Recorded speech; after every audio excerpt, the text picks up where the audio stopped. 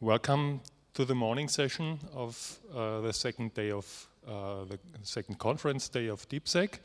I'm looking forward to the talk Attacking SMS by Zane Lackey and Luis Miras. Thank you. Thank you for getting up early this morning to come to our presentation. This is Attacking SMS. My name is Luis Miras. I'm an independent security researcher. And this is my co-presenter, Zane Lackey. He's a senior security consultant at iSEC Partners.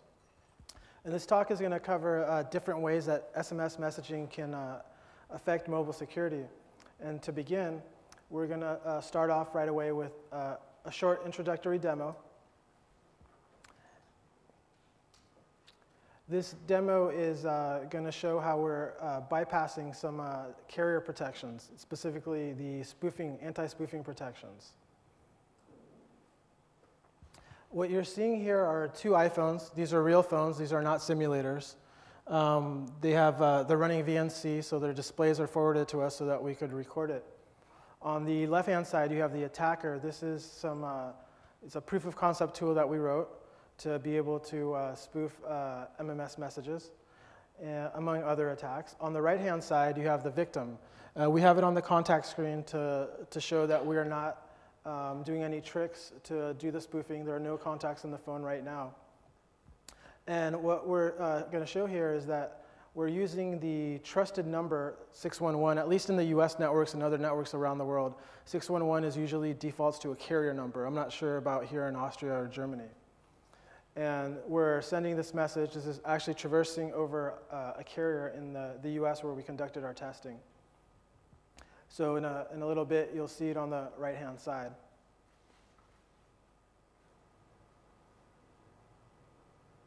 So there you see a message coming from 611.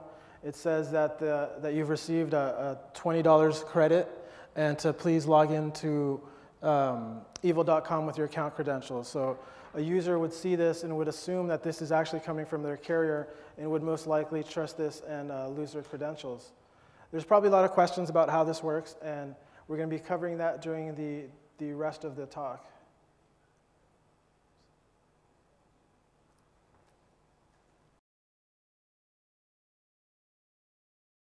Some SMS background and how this affects mobile security.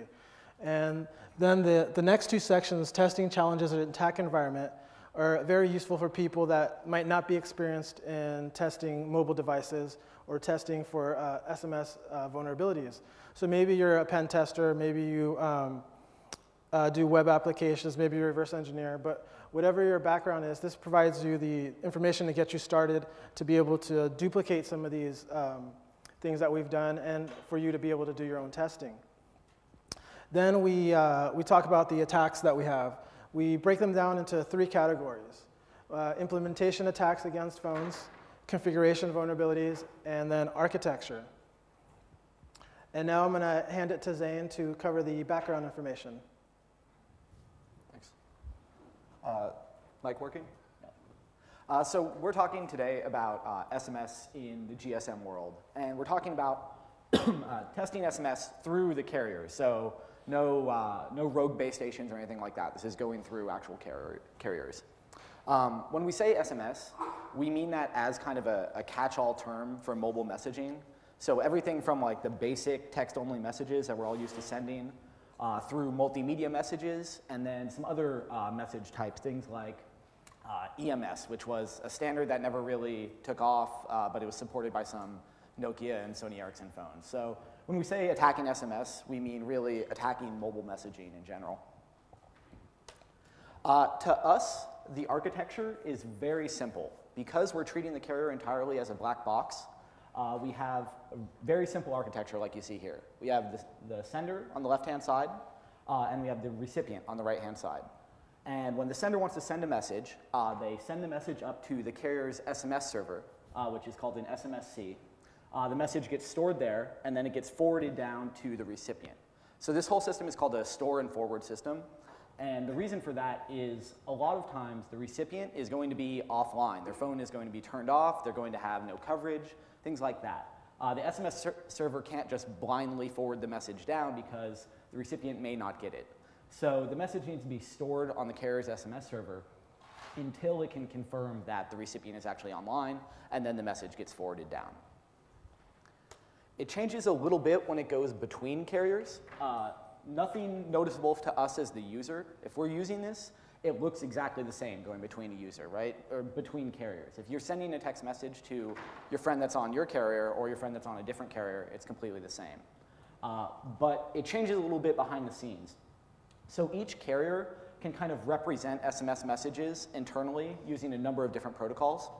And carrier 1 and carrier 2 may actually represent it internally differently.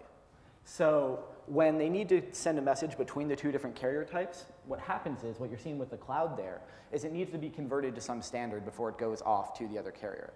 And what carriers typically do is convert the SMS to email, and then email it over to the second carrier. So you see here, let's say the sender sends it up, it goes up through one protocol in carrier 1, it gets converted to email, sent over to carrier 2, and then into another protocol and down to the recipient. Now, like I said, this has no impact to us as users.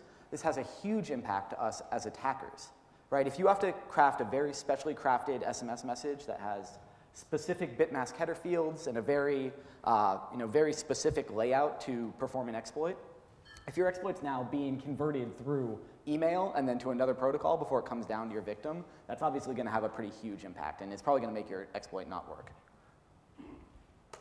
The other messaging type that we're going to talk about a lot today is MMS. Don't worry yet about all of these different message types in here.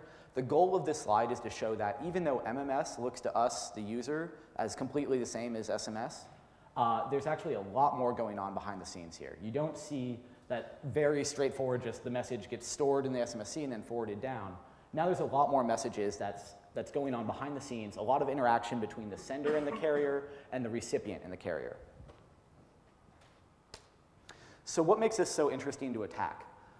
There's several reasons. Number one, mobile phone messaging, so SMS, is really an always-on attack surface. The way that SMS messages come down to your mobile phone is via one of the control channels, and this is the way that the network informs the phone that it has an incoming call and things like that. So this is really the core functionality of the phone, is the way that an SMS message is delivered. That means you can't really turn off that interface because then your phone is no longer functioning as a phone. Your phone always needs to listen for SMS messages. In addition to that, that store and forward system I was just talking about is fantastic for us as attackers. Right? For those of us from kind of the IP networking and security background, think if you're trying to attack a remote system on a network, but that system is turned off. There's not really much you can do about that, right? It's not reachable, it's turned off. Here, the SMSC stores our attack for us, and when our victim comes back online, then it forwards the message down. So basically, it sits there and waits. It takes control of delivering your exploit for you, and it just waits until the victim comes online and then sends it down. It really means that SMS messaging you can always attack, really. Another reason is that there's much more functionality now over SMS. So SMS started out as a really basic service, right? We can write small text-only messages, things like that. There's not that much to attack. What do we have now? That's actually, you're going to be in our demo later. What we have now is a lot of functionality that's been built on top of SMS. Things like multimedia messages. You can send ringtones, videos, pictures, things like that. There's really much more to attack out there. And then finally, the hurdles involved in actually attacking this are really dropping. So let's say we found a bug 10 years ago in a mobile phone via SMS, and you wanted to exploit that. You needed to be an expert in likely a custom Motorola or Nokia operating system that the number of people who had the familiarity to actually write that exploit was very small. And what do we have now? We have smartphones and things like that that are moving towards commodity operating systems that a lot of people are already familiar with attacking. Right? Think about the number of people who have the necessary skill set to attack a custom Nokia operating system, and think about the number of people who have the skill set to attack Linux or Windows. Right? It's a much larger set of attackers now. And then finally, this functionality that I've been talking about that has been added on, things like MMS and things like that, it's been added on at basically built on top of SMS at higher layers. Now, for reasons we'll get into, at the most basic layer, there's not really much we can control as attackers. But all these layers that get built on top, we have full control. So as more functionality gets added, we have full control of that to start doing our testing. Those of us from the IP background side can kind of think of it like this. Let's say you're trying to attack a remote system, but you don't have raw socket access. So you can't really do anything at the IP layer or the TCP layer, but everything that's built on top of that you have full access over. So anything at like the HTTP layer, you could do any attack you want at that. It kind of maps back like that of the most basic SMS layer. We don't have that much access, but everything that's been built on top, we have full access to do whatever we want. What makes that all possible is something called the user data header. Now don't worry about all the specific hex in there. The point of this slide is to show what kind of a basic SMS looks like. Everything in blue is that basic SMS header, and when we're doing the style of attacking that we're doing here, we don't really have much control over anything in there. But everything on the end there in the payload section, so this is where when you write a text message, the text actually gets stuck down here in the payload section. We have full control over everything in there. And this is where something called the user data header gets inserted at the beginning when we're trying to use all that functionality that's been built on top of SMS. So all the things like MMS and ringtones and even multi-part concatenated messages use this user data header. So when you write a text message, just a simple text that's too big to fit inside a single SMS, what happens is the message gets split across multiple messages. And a user data header gets inserted at the beginning of each one. And it says, I'm a multi-part concatenated message. So when the recipient sees the message, it sees that it has a user data header, so it knows it's some additional functionality. And it reads the user data header and sees that it's a multi-part message. And each one will say, I'm a multi-part message, I'm part 1 of 2, I'm part 2 of 2. When the phone gets that, it stitches them together and it shows it to the user. Like I said, all of this that is now making all this functionality that's making use of like the user data header and being built on top of SMS, we have really full control over. Which brings us into, okay, how do we start setting up actually testing this stuff? To start testing, we need 3 basic things. We need a way to send messages, we need a way to actually encode those messages so they can be sent out, and then we need a way to receive messages. How many people had dial-up internet? Everyone at DSL? Anyone? Okay. Dial-up internet. Yeah? Okay. Do you remember the AT commands that we all had to play with our modems to get that stuff working? That's the sort of access you're trying to actually get to your phone again. So there's a GSM chip inside of your phone. And the way, from kind of a high level, the way that your phone communicates with that is via those AT commands. And so what we want to do as testers here is get access to that AT interface, because then we can issue our AT commands and send out messages onto the network. There's a lot of different ways to go about doing this.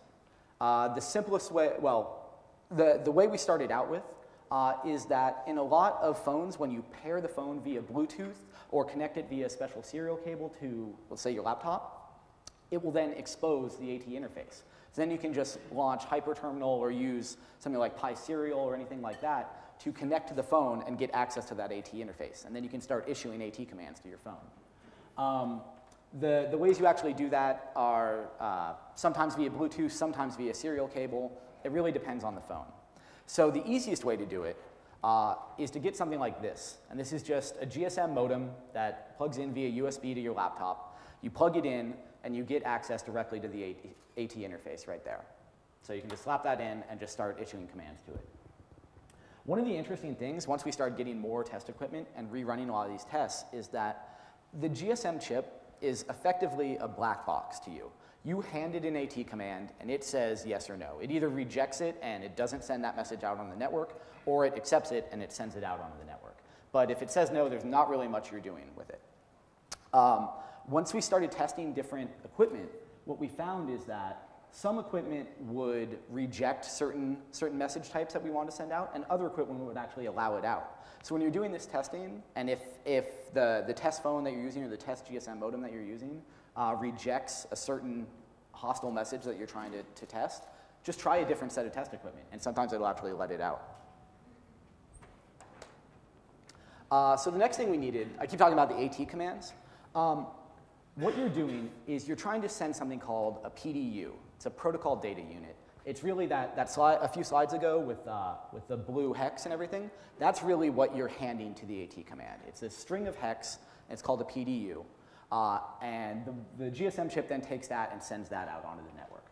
So there's a few ways you can create those PDUs. We put a couple links in here for some tools that are really handy when you're getting started with this. Things like PDU Spy. It's a nice GUI tool that you can basically click a few options and it will generate that string of hex for you. And you just copy and paste it to the AT command and send it out. When you're doing a lot of this really low-level testing, though, quite honestly, you're going to do a lot of it by hand. Right? You're going to get familiar with this, and you're going to know which parts you need to change, and you really end up just kind of tweaking the PDUs by hand a lot. The last thing that we need is a way to receive messages. Now, this seems really straightforward at first, right? Everyone receives messages on their phone. The problem is we need much better access than that. Because by the time you see a message on your phone, two things have happened. Number one, the phone has decided that you should be allowed to see that message. And number two, the phone has probably altered something about that message. Now, when we're doing this testing, that's no good for us. We need to see exactly what came down off the network. We need that really low-level access to see what's going on. And the reason for that is, like in some cases, for example, like the concatenated multi-part messages, when your phone receives those, it doesn't show it to you, the user, until you've received all the parts of that message. So let's say it's a 3-part message. Until you get all 3, it doesn't actually show up on your phone. That's terrible for us as testers because we want to test different parts. We need to see everything that comes down. So the easiest way to do that, well, I'm jumping ahead again. The way we started out with, which is not the easiest way to do it, is to find as old a phone as you can find, which we had a couple of these old like Nokia 3310s laying around. And what we do is when the message, because these phones are so old, they really don't have much in terms of memory, and they really have no memory for SMS messages. What they do is when a message comes down to one of these, it writes it out to the SIM, and then it reads it back off the SIM to display it to the user.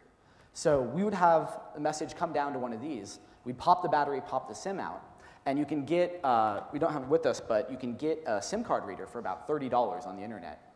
And we'd pop the SIM out, throw it in the SIM card reader, slap that in our laptop, and then use some software that we modified to read the raw PDU off of the SIM. And then we can see exactly what came down off of the network here. The easiest way to do this, though, is to just use one of those USB GSM modems again. Those are by far the easiest because you don't have to pop anything out. You don't have to do anything like that. You just issue another AT command, and it displays the PDU back to you. So really, the GSM modem is the way to go with testing. With that, I'm going to hand it back to Luis to talk about where we go next in our attack environment. So now that Zane's talked about the testing environment, we're going to actually try to do some of these attacks and see and talk about what problems we ran into. So when you're testing, you have these are your goals. You want to increase speed, reduce cost, and be able to analyze issues. All these things are very difficult to do when you're using a carrier. And the reasons are, first, the speed. The carrier is really slow. If you're sending a test case, sometimes it can take, 10 seconds on a good day to get the SMS. And if it's congested, if the network's congested, there's sometimes backlog of an hour or a couple hours. Like when it's, there's sporting events. When Michael Jackson died, all the networks went crazy. We talked to network operators that thought they were under attack until they turned on the TV and saw what was going on. So you don't want things like that to disrupt your testing. The other issue is cost. If you're trying to send 10,000 test cases, paying for each message gets expensive very fast. And you want to be able to analyze and debug. If you can move this away from the carrier, let's say to Wi-Fi or something else, then you can run Wireshark, look if you are actually sending what you think you're sending, or if you've constructed something wrong. And to the people with OpenBTSs in the crowd, we did not have access to that when we were doing our testing, so these are the methods we used. First, we used a system that was originally used by Colin Muelliner. He might be here in the crowd. I know he's in the conference. So basically, you create a fake MMSC, and you use Canel and Apache. You need to add a new MIME type to Apache to be able to process MMS. And this is currently fully working for Windows mobile phones. Windows Mobile 5 works right out of the box once you add your MMS server. And for Windows Mobile 6, they made some changes. So we found an undocumented registry key that you need to modify to be able to use this system. The key at the bottom lists what ports only listen over SMS. So if you want to do a WAP or whatever, you just remove your entry from this registry key. So looking at MMS gives us a lot more vectors. We have all these different types of packets, and these different types of packets all have headers, which provide an avenue for attack. And on top of that, we have the actual MMS contents. First is Smile. Smile is a form kind of like HTML, but very cut down. Then you have the content. You have images, you have audio codecs, you have video codecs. So these are some of the challenges that we came across against testing Windows mobile phones. The latest version of IDA Pro comes with a new debugger for Windows Mobile, version 5.5. This fixed a lot of issues that were in the debugger previously. It fixed a lot of bugs, but when it comes down to it, for almost everything, you're reliant upon ActiveSync. ActiveSync is the way that you're able to debug and set up a syncing relationship between your computer and the phone. I don't know how many people have had or have Windows mobile phones, but the first time you connect it to ActiveSync, it's going to prompt you and ask you, do you want the internet connection to be routed through your PC, yes or no? No matter what you select, when you receive an MMS, it always tries to route through your PC. What that means is if you're trying to test an exploit live over a carrier network, you cannot do it with an ActiveSync debugger. You have to either test it with a virtual setup or find another method. I've been told that BinNavi, its debugger, it can work over Wi-Fi, but we don't have BinNavi. We're not able to test that. In either case, there's general issues with Windows Mobile. You can't step into system binaries. They're a different type of format, so no matter what debugger you have, you can't step into the system binaries. And by default, you can't even copy the files off. There's a couple of tools here that will pull the files off and reconstruct them so you can do static analysis in IDA, but you're not going to be able to do runtime analysis. We also looked at the iPhone 2.x firmware. So this doesn't even have MMS, so it cuts down our attack vectors. The debugger that's available is GDB. Apple maintains their own tree for GDB and GCC. The reason they do this is that OS X and, in turn, the iPhone support the Mach kernel. So they have all these customizations to be able to use the Mach kernel. One of the problems is that they usually rely on very old releases. The current one, I think, is based on 2005, and they just do patches to be able to work with their system and a couple of bug fixes. So all the newer features available in GDB aren't available for the iPhone. GDB server is broken. We weren't able to use that. The newer versions of IDA have a GDB server plugin, so you'd be able to debug remotely using IDA, but the GDB server is broken. A lot of these phones are going to have watchdog processes. If the phone process dies, they want to be able to restart it so the user experience isn't modified. Like if your phone process crashes, it'll restart. Maybe the user won't notice. So when you're trying to debug, you can't sit at a breakpoint too long because there'll be various timers that will be set, and then it will kill your process and restart a new one. So the iPhone 3.0 finally supported MMS. It's for images only. It does not support audio. It does not support video. So that also cuts down some of your attack vectors. The same GDB issues apply from 2.x to 3.x. Sometimes you need to apply entitlements.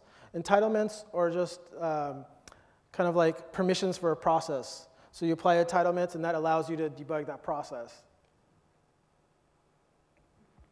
And then we're going to move on to attacks. The first category of attacks we're going to cover are implementation attacks. These are attacks against the messaging software on the actual phone. Issues that you'd find here would be like buffer overflows, integer overflows, memory corruption, your standard software security type issues. The first thing that we found is an issue that was in the Android platform. and this resulted in a denial of service. The issue relates to concatenated multi-part messages, as Zane was talking about. So if you have a 3-part message, it'll be part 1 of 3, part 2 of 3, part 3 of 3, and each of these has a sequence number, the 1, 2, 3. And according to the spec, the valid range is from 1 to FF. So of course, we sent a multi-part message with a part number of 0, and it resulted in a crash. One of the very interesting things for us is that we assumed that a crash would happen in the messaging application. But what ended up happening is the crash was at a much lower level. The crash actually resulted in the phone process crashing. That meant not only could we not send or receive text messages, we could also not make or receive phone calls. Android, like other phones, also has a watchdog process which will restart the phone process if it crashes. So this is a temporary denial of service. This is another denial of service, but this one's really cool. This was against Swirly MMS, which was the third-party MMS client for the iPhone, and this resulted in a perpetual denial of service. Similar to the previous case, upon an attacker sending a malformed message, the phone process crashes and you can't make or receive phone calls and you can't send or receive text messages. However, this issue lasted across reboots. If you try to reboot your phone, it comes back up and the phone process is still crashed. The reason this works this way is I have to describe a little bit about how a message gets delivered by a carrier. When a carrier sends you an SMS message, the carrier sends the message to the phone, and the phone needs to send an acknowledgement. Because maybe you're on their network, you walked into a store that has very little coverage. So they sent the message, but you didn't receive it, so the carrier will keep trying to send it to you again. What happens in this case is that the crash is so early in the processing of the message that the acknowledgement is never sent. The carrier then thinks that you never got the message and will keep sending the attack for you. The only way to clear this attack from the phone, we discovered, was to physically remove the SIM card from the phone, place it into another phone. That phone has to register onto the network and clear the message.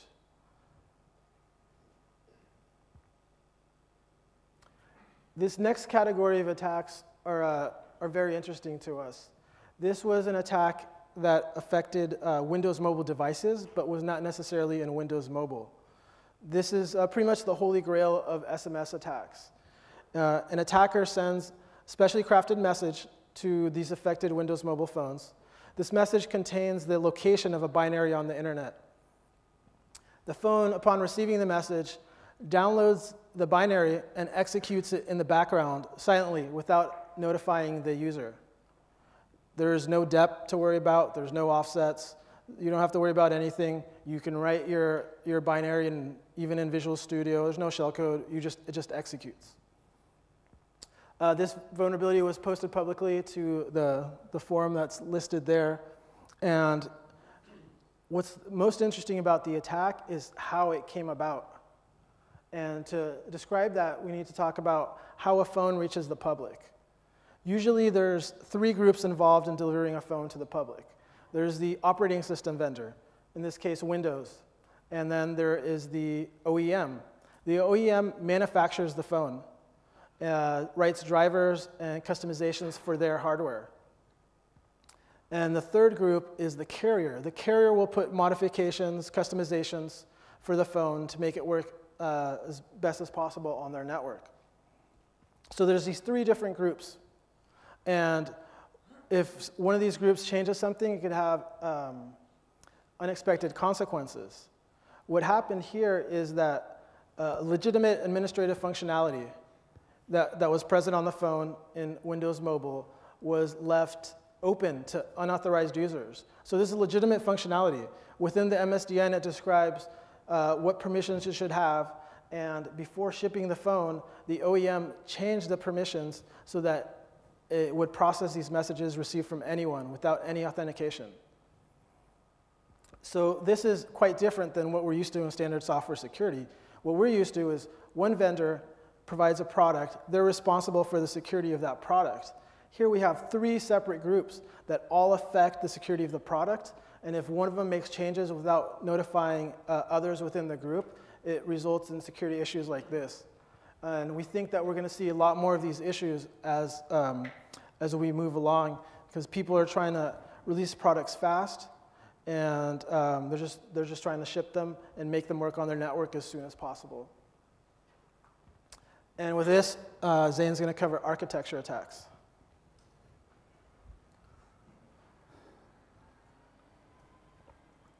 So one of the first questions that we had when we started this research was, okay, how much is there really going to be to attack, right? Because when we first started going into SMS, we had no background in SMS. We just kind of thought of it as, a way you can send text messages and maybe a few pictures or things like that. Once we started diving into it and reading the specs and all the technical docs around SMS, what we found is that there's really a whole lot of functionality that is performed via SMS. A whole lot of other types of messages that we're not used to seeing. The carriers really use SMS to perform a lot of different administrative functionality to the devices on their network. And when you think about it from their perspective, that makes sense, right? Because put yourself in the carrier's shoes, you have a lot of different devices on your network, and you need basically the lowest common denominator way to deal with all these devices. SMS really fits the bill for that really nicely, because even the most basic phone really supports SMS. So the carriers can use SMS to perform different administrative functionality on the phone. And the way they do that is by sending messages that are certain specially crafted SMSs. And when your phone receives one of these message types, it doesn't just display the message to you. What it does is it looks at that message and says, oh, I know what this is. This is an administrative message. I'm supposed to do some sort of functionality based on that message. The most straightforward example of that is voicemail notifications. So one of the ways that the carrier can notify your phone that you have a voicemail waiting is by sending you a voicemail notification SMS. And when your phone gets that SMS, it doesn't display the message, the content of the message to you. What it does is it performs an administrative function on the phone, like popping up a new screen that says you have a voicemail waiting, or popping up an icon in the corner saying you have a voicemail waiting. So what did we do as security people? We see something like that. We instantly wonder, what are the protections around something like this? So we read through the spec, we figured out how to write one of these messages, and we wrote one out, and we sent one to our test phone. And this is what we got. It's kind of hard to see because of the lighting. But we triggered 42 new voicemails waiting on our test phone. This message obviously never came from the carrier. This came from us. But the phone still behaved and performed that administrative functionality just as if this came from the legitimate carrier source. Right? Voicemail notifications, that's no security impact. It's really just a bar trick, not an actual security test. But what we did is we took the lesson learned from that we were able to generate and send a message type that should clearly only ever come from the carrier, and we kept reading through the specs. And one of the things we came across are things called OTA settings. So OTA settings are a way that the carrier can push down new settings to feature phones. So feature phones are the ones that we had before smartphones. And this is a way a carrier can push down, maybe something changed in the carrier network, they need to push down new settings to the phone. This is one of the ways they can do it. So we took the same approach again. We wrote out an OTA settings message, we sent it down to our test phone, and this is what we get. New settings received, installed, yes or no. Now this screen is scary for 3 reasons. Number one, just like the voicemail notifications, it worked, right? This came from us. This didn't come from a legitimate carrier source. This shouldn't work. Number two is, and this is really a much larger problem in mobile security, the complete lack of context here, right? The user is being asked to make some sort of decision that is very security sensitive, right? New settings have been received, install yes or no. What settings were received? Where did these settings come from? What is any sort of contextual information that you would need to actually make this decision correctly, right? I'd say most of the people in this room are serious security experts. How could any of us possibly have the right information needed to make this decision? Which brings me to number 3, the third reason why this is scary. The setting that we're changing with this message is the internet proxy value for this phone. This means all of this phone's internet traffic now comes through our proxy, where we sniff and man in the middle all of this phone's internet traffic. So remember at the beginning when that MMS architecture slide mentioned all those messages going on in the background? We took these same lessons, we went back and we looked at that again. So what you're seeing here is a very kind of high-level, basic overview of how conceptually MMS works. The sender pushes content up to the carrier's MMS server. This is the point where once that content's up, so the content is like the picture that you took or the video or things like that. Once that content is up there, the carrier applies a number of protections there. They scan the content for malware, for viruses, for known exploits, for spam, things like that. They apply their anti-spoofing protections. They do all their protections at this point. Once that they feel safe with that content, they generate one of these specially crafted messages, the notification message, and they send it down to the recipient's phone. When the recipient's phone gets that, it goes, OK, I know what this is. This means I'm supposed to go fetch my MMS content from the carrier servers. What did we do? Took the same approach. We wrote our own notification message. We send our own notification to the victim. And now, our notification points to our attack server, not the carrier's MMS servers. So this means we host all of our content on our attack server, which means our content never went through any of those carrier protections. So I keep talking about the content. What's actually in that content? It's really just a binary file, usually ends in .mms on a carrier server somewhere. And it's made up of 3 parts. It's made up of headers, some SMIL markup that Luis talked about, basically HTML, and then the actual message content, so things like the picture, the video. What's in the headers? Well, there's things like transaction ID, version number, things like that, but there are 2 very important fields to us. They're the date and the from. This content was on our server. This content never went through the carrier. We have full control over the date and the from fields. That means we can arbitrarily backdate this message to any date we choose, and this means we can spoof the source number for any number that we choose. So we've completely bypassed the source spoofing protections, as well as all of the antivirus, malware, known exploit checking that's going on in the carrier. And in addition to that, we get a bonus vulnerability.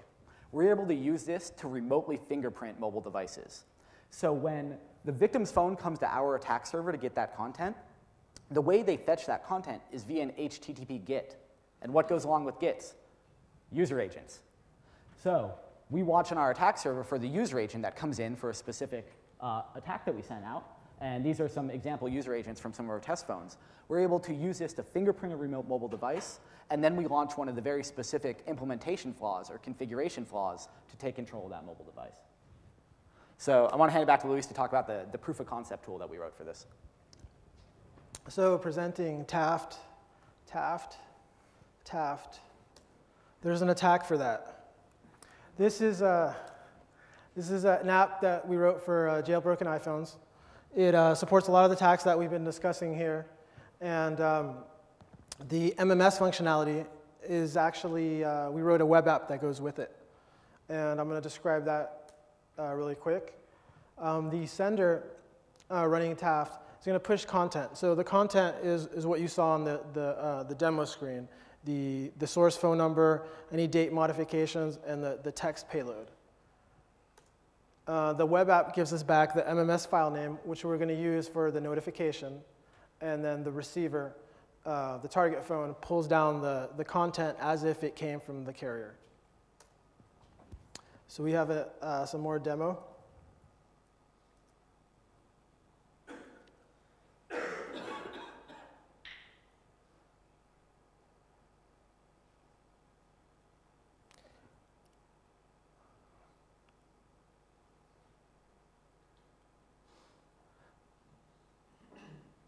So this is this first part is the same demo we saw before, where we see that it's contacting the server, it's contacting the web app, it's going to send the notification. And now we understand a little bit more about what's actually going on. And on the right-hand side, we're going to receive the spoofed message. There we see that it came from 611. This is the same thing as before, but now we understand what is actually going on. So we were able to completely spoof source numbers, and we decided to see what else we could do. Something that you'll notice if you see the to field, we hardwired our phone numbers because we don't want anyone here getting our phone numbers. But so we have successful spoofing against the with the arbitrary source number. So we decided, what if we can put text? Maybe we don't know what contacts they have, so we can just put arbitrary text. So we just picked the name out of random. So for example, we just picked Steve Jobs. And then we're going to send this message across the network. And we ended up doing all this development on a jailbroken iPhone because we needed certain features that weren't available for the standard SDK.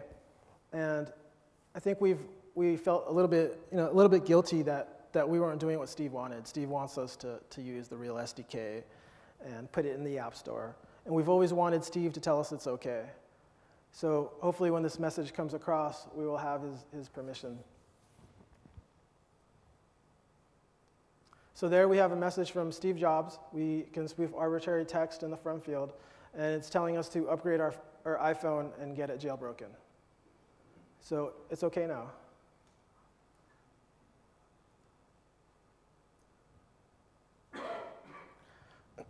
So this is an architectural issue at the carrier. What this means is it is not a quick patch that takes a while to get fixed. We disclosed to the carrier that we were testing with and told them about the vulnerability. And what they told us, it's going to take them a while to fix. They can monitor for this type of activity, and we've been told that they are, at least in the network we tested against. And we think that various carriers are affected. Obviously, we can't test in all the carriers around the world. So what we did is we contacted the GSM Alliance, which is an umbrella organization that lots of carriers belong to, or I think all the carriers belong to. And they've been distributing the information to individual carriers.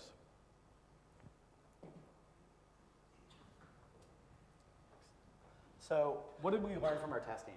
We learned that there are a whole number of different messages that are only ever supposed to be generated and sent from the carrier systems. And we learned that in our testing, a lot of the different messages, actually, we are able to generate and send as attackers. We learned that this whole different interaction between the OEM, the vendor, and the carrier can cause very serious security vulnerabilities when they start playing with the device and not telling anyone. And then we learned that in a lot of cases, users of mobile phones are being asked to make very sensitive security decisions with, in some cases, practically no context. Right? Users are going to need a lot more contextual information than we saw in that example to be able to make the correct decision there. So the bottom line is that attacking SMS in the past was very difficult. Attacking SMS now is much less difficult, and attacking SMS in the future is going to be even easier. Thank you for coming to our talk.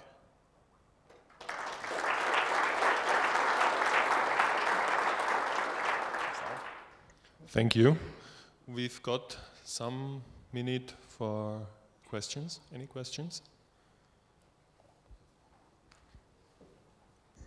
So the conclusion would be that the carriers have to filter the user data header before they send messages. Is this correct? I can understand. So the solution would be that the carriers sanitize the user data header before they send the SMS to its customers. Yeah.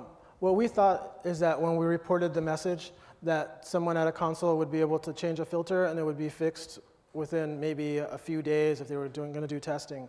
And what we've been told is that any change to a network usually requires 6 months to 1 year testing before it's allowed on a production network.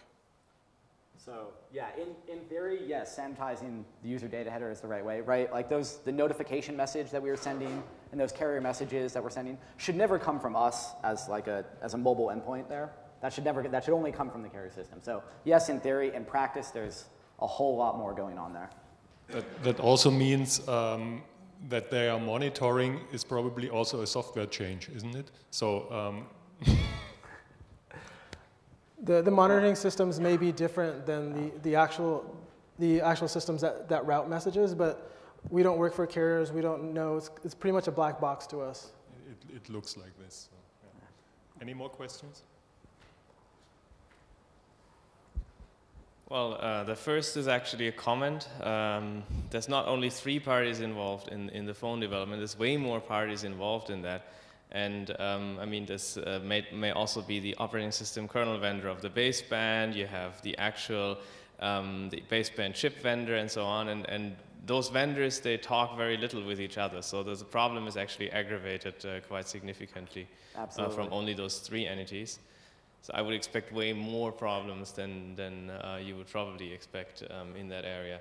The second thing is that all of that, as soon as you incorporate a network, of course, all of that doesn't help anymore, right? So you say, well, the carriers need to add the filtering and so on, and need to put all this in their network. But all that only is the case if you're actually using an official network. But if anyone just sets up a fake network, then all of these network-based protection mechanisms are circumvented. And since there's no authentication involved, anyone can just do that.